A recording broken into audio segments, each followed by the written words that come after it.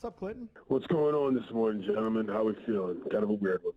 Yeah. Doing all right. You Just tweeted typical out, of this year. You tweeted out Big John Thompson's the single most important black man in the history of DC sports. Tell us how you see it. So I'm going to be 40 next year. I grew up in the city. My dad is from D.C. as well, and I got a rack of family that's basically just, from around the area. And just on a basic level, like, I honestly don't know who I would be as a sports fan and as honestly like a black athlete growing up in a world in which John Thompson's Hoyas don't exist. I mean, my first experiences with big time sports in terms of like going as a fan as a kid were when my dad had season tickets out, at the Capitol Center, and I'll never forget the day he came back and he was like, "Yo, Clinton, you're going to have to come with me to a game." And I was like, "What are you talking about?" Because he used to always go. I was a kid. And then when I was like 7 or 8, he's like, "You're coming with me." And my first introduction to what like big, important basketball sports stuff was that guy's the team that's the team we root for. That guy's the coach. Okay. Huge, loud, mean brother who basically is in control of his entire squad. And they were good, not just here, but everywhere. It is a defining part of my blackness, quite frankly, as a brother from D.C., the fact that I could root for John Thompson and the Hoyas, and I don't know, man. It's almost hard to even put into words. We talked about it for a while, and I'm interested to hear your perspective. That there was a time where they were probably somewhat hated nationally with the whole Hoya paranoia. They ran the full court press. John was an intimidating guy. They were an intimidating team. How did you see it? Yeah, I mean, and that was motivational, but that was canon for what I thought it was supposed to be. I mean, his existence is almost something that if you wrote a movie about it and you said, okay, well, here's the story. Some brother from D.C. grows up, ends up becoming a player, one of the best players in the country in high school, goes on to do it in college, backs up Bill Russell. Oh, and then, by the way, comes and turns around some random Jesuit school that ends up being at the forefront of developing the entire game of college basketball through the Big East. And he did about being loudly and unapologetically black to every single person, and he turned out Hall of Famers and all that. You'd say, no, that's just not real. That's too ridiculous. And then you'd say, oh, wait, it also happened in 80s and 90s D.C. when the city was what it was in terms of how people lived and how the crack era completely washed away a lot of portions of the black community. You wouldn't believe it. But not only was John real, he was thriving, and there was nobody else like it, and everybody felt touched by simply existing and being around a program like that. It was one of the best programs, most important programs in pop culture history in America. End of story. And John Thompson is the reason. Mainly, it's just really wild.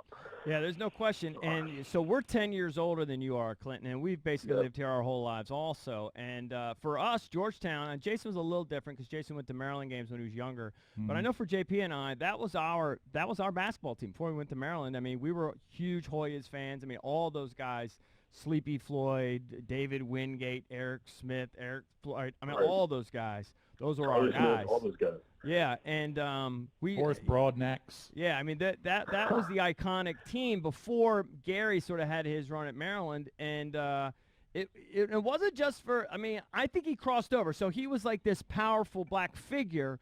But I know white guy as a white guy. I mean, we loved him, and transcended sort of all over the country. I know what you're trying to say, EB. I get it. I mean, it wasn't that he was a specifically. Yeah. He wasn't specifically only there for black ones. What I'm trying to say is that, like, I almost, like, it's odd for me to even think of a world in which I came up looking at basketball as something other than something that we own and could do our way and could succeed at the highest levels doing it our way. That was what Big John represented, because he wasn't just a big dude. He wasn't just some guy who had a bunch of, accolades back on the shelf that you'd never heard of. John was a guy that was from the area. Bama went to Carroll, you know what I'm saying? Mm-hmm. People knew him his whole life because he'd been here doing it like that and bringing it back and representing. And, like, I mean, look, you guys might not know this, but D. Woods, longtime listener of your show, he's my cousin, you know what I'm saying? Oh, wow. And I remember I went to hang out with you guys at an event, and I wore a Hoyas jersey, straight up. It was like the first thing that thought to me to wear. And afterwards, he was like, yo, where'd you get that joint? And I got him one of those. You know, I don't buy a whole lot of gifts for my random cousins. Not that he's random or tight, but what I'm saying is that it's not like something I thought to do, but it was the thing I definitely did because that's just how much the connectivity point is between him. If you're black and you're a brother and you have any connection to basketball and you're between, I don't know, the ages of, I'll just say 30 and 50, there's one basketball team you care about in college. It's the Hoyas. DC, end of story. You know, and that applied to a lot of black America, not just DC. And the fact that they were ours, for me, I don't know, man. I feel like somebody in my family is lost, and I know the school hasn't announced a whole lot of stuff yet, but word travels fast. I talked to Zoe earlier this morning just to check on him. It's just a lot of people are really going to be upset by this in ways that they may not be able to explain because John Thompson provided things that they couldn't explain why he did it either.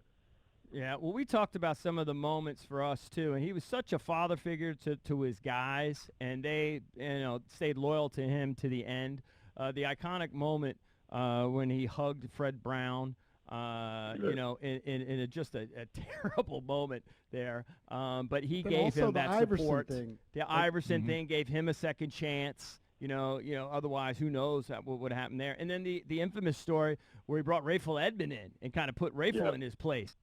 The height of that. I don't think that anybody really understands how large that Rayful Edmonds situation really is because it's difficult to put into account, to put into perspective the fact that, that wasn't some power play by Big John. Big John basically said to him, yo, we can't have this being a problem, as in, I can't and you can't. That's not a threat. That is here's to look at what we're doing. This is going well. You do what you do, you know what I do. And to think that a guy who ends up getting banged out on RICO laws that completely changed America had enough respect for the coach of the Georgetown Hoyas for the most random thing in order to decide, I got to make sure these young brothers, Alonzo and another dude at the time, were involved with whatever rumors were. It's just, I don't know, man. It's hard for me to really say that he was anything other than the most important black man in the history of sports of the District of Columbia, because I just can't there's no other way for me to say it. The dude represents every single thing I was taught to respect and to like about sports, and he did it at the highest level. There's no better compliment.